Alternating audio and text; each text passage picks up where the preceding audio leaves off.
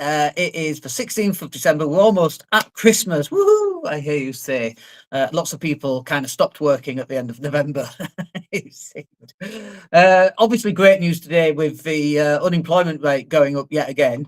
What a surprise, 5.1% this morning. Well, that's fun, isn't it? Isn't it? Do you know what I mean? It's just like, oh, so much joy. It's tough out there, folks. But we're here to try and make things a little bit easier. And if we can help you with that, then I think that would be a very good thing for us to do. And in particular, what I wanted to cover today was just about having a multi-channel marketing strategy in place for your business. And as we're going into 2026, I think this is going to be increasingly more important. And obviously 2025 has been a tough year for so many different businesses, and for us as well. We've lost clients, we've struggled to replace clients, everyone's battening down the hatches, unemployment is up, number of people losing their jobs is up, and it's really tough. Obviously other millionaires are leaving as well. It's just really tough out there, and actually I don't even think the budget was that bad, in all honesty. I don't think it's that bad. And I actually don't think Labour are doing such a bad job. But I think what's worrisome, two things. One is the really right-wing media, which we have a lot of. It's all doom and gloom, whatever. But obviously it is kind of doom and gloom because we're all feeling it. That's number one.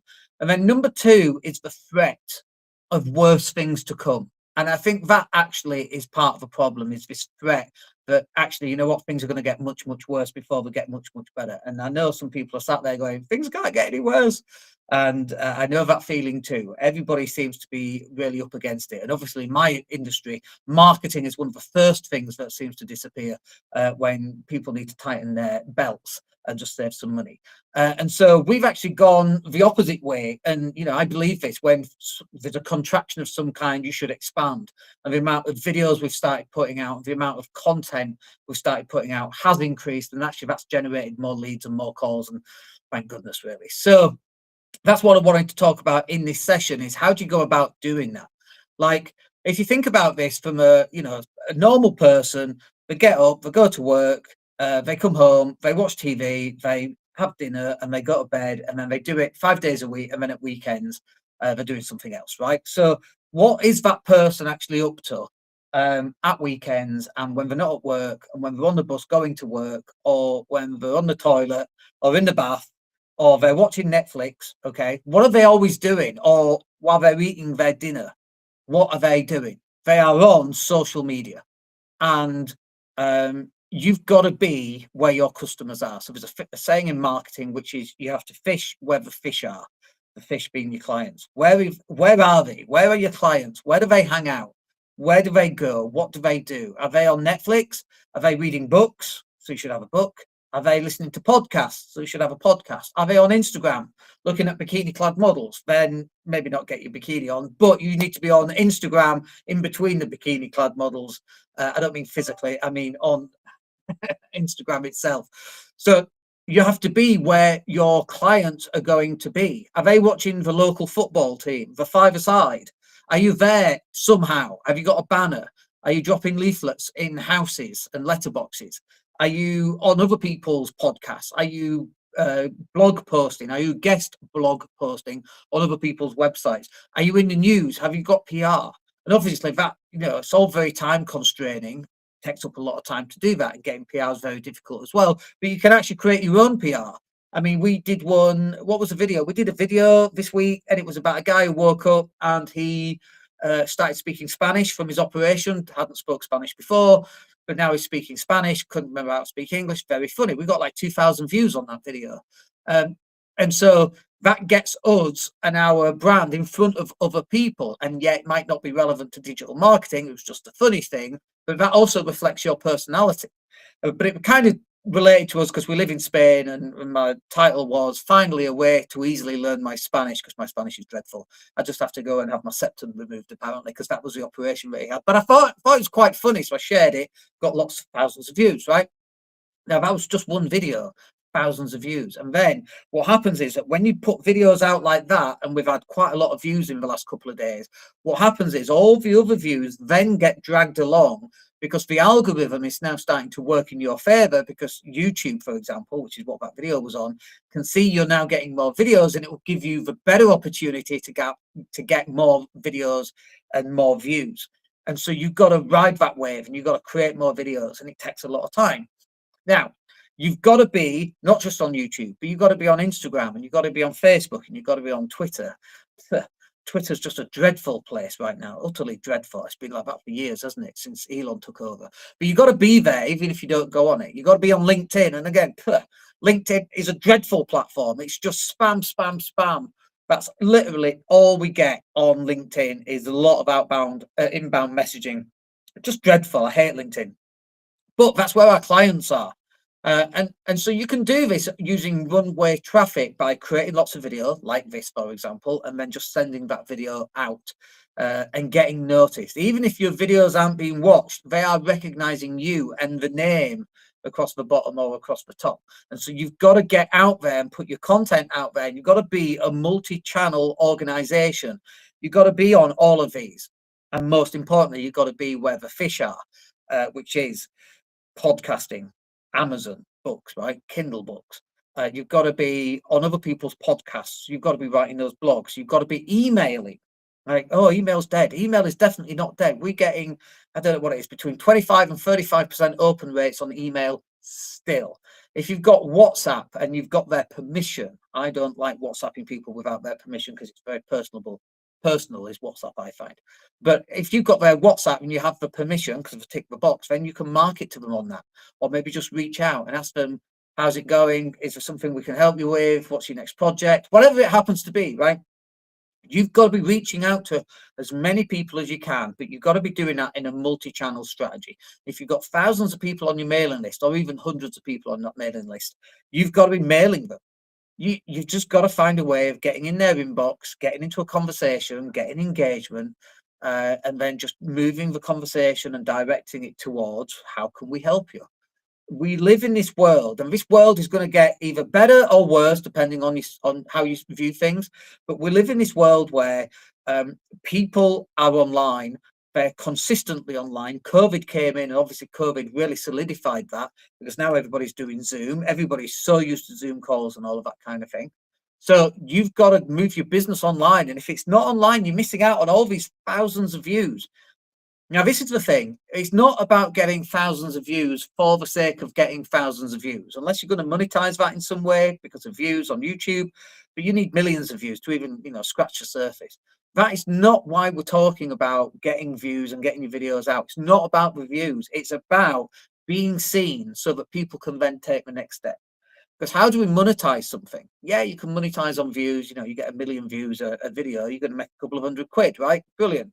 That's a lot of work, by the way, getting that. I know influencers make it look effortless, but it is really a lot of work.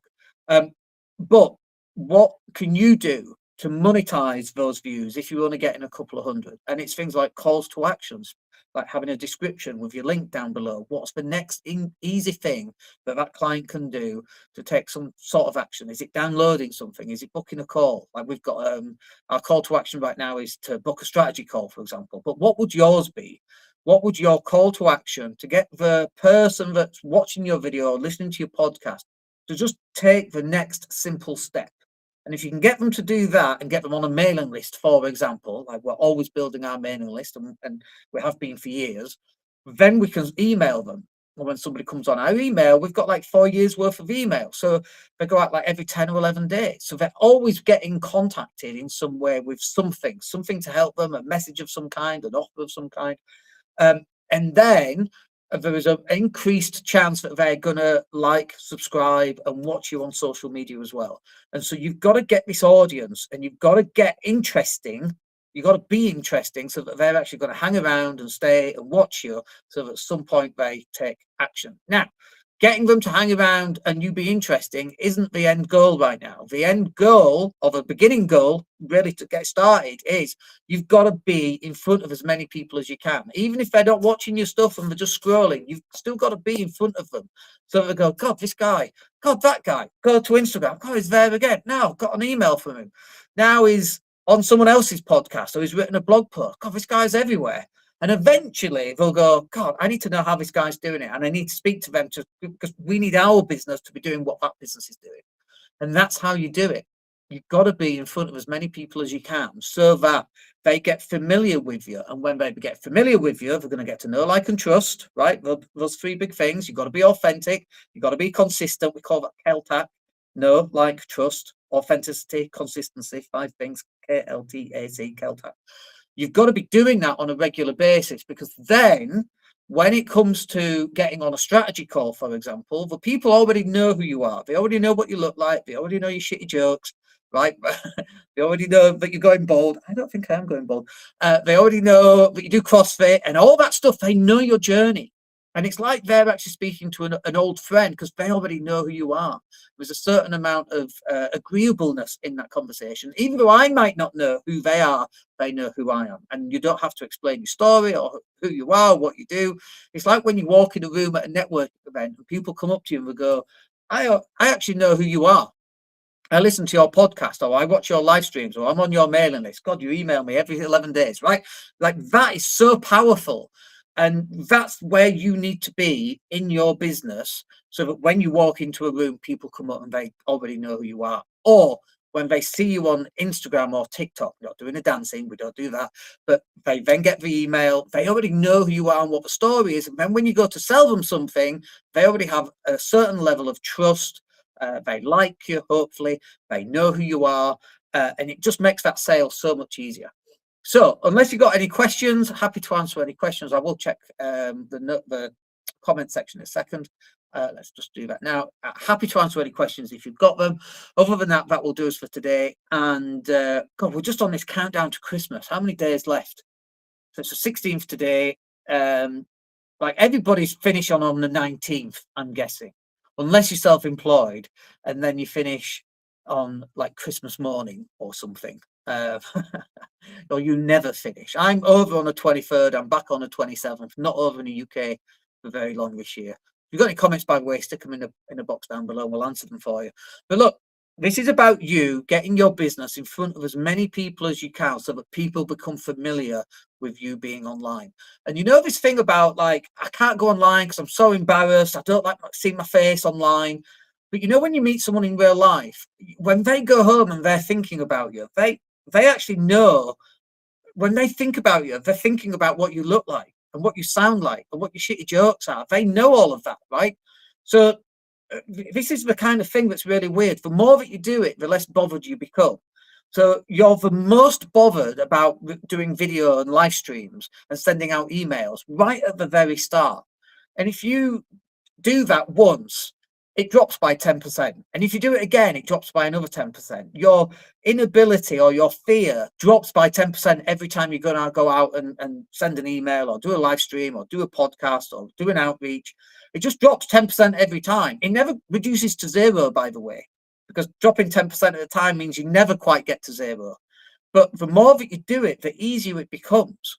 And after a while, like, I mean, we're coming up to like our 1000th podcast show, which is phenomenal, by the way. We've been doing it like 10 years. I stood on stage last month in Bali and we were talking about that, and I got an applause because we've been doing a podcast for 10 years. And to me, it was like just normal, right?